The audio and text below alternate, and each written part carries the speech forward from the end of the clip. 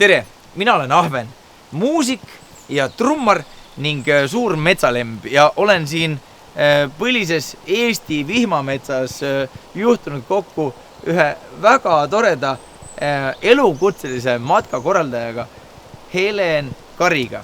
Et ma tahtsin tegelikult ka teada saada, et mida teeb üks matkakorraldaja? No, matkakorraldaja tööd on väga raske kokku võtta. Ta on nii rajaleidja, logistik, kokk, käehoidja, turvamees, naine või naine, esmaabiandja, motiveerija, koolitaja ja lisaks peaks ka loodust tundma. See ei tee üldse halba ilmselt. Et kas sa oskad öelda, kas seda on võimalik kuskil õppida ka või selleks peab sündima? Sündida võiks ka, aga kui sa tahad ka paberit selleks ja sellist üldist teadmist, selleks sobib luua metsanduskooli matkajuhi eriala. Väga hea.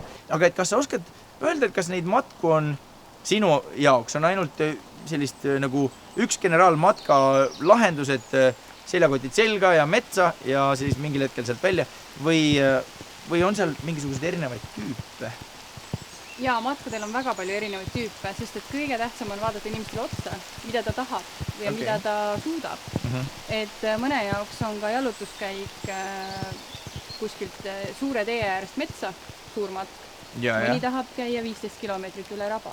Et selleks on matkajuhi töös väga oluline saada aru, mida inimesed on võimelised tegema. Okei. Mis on sinu lemmikkoht Eestis? Minu lemmikkoht? Kus matkata? Kus matkata? Rabad. Kindlasti rabad. Et rabadega on seotud hästi palju hirme.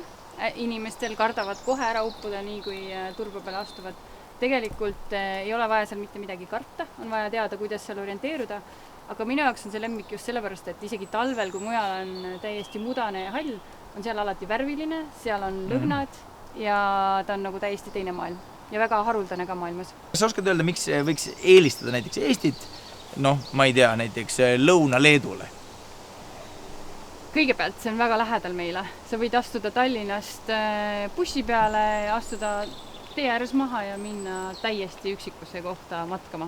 Sest et RMK rajad on igal pool ja siin on inimtühi, siin on metsik ja siin on väga ilus. Väga lahe. Igatahes, ja see on ka väga rohelise jalajäljega.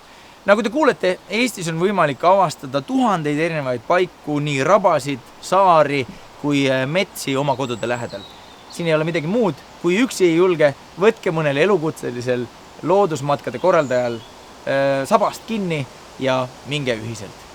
Midagi muud pole vaja teha, minge lihtsalt metsa.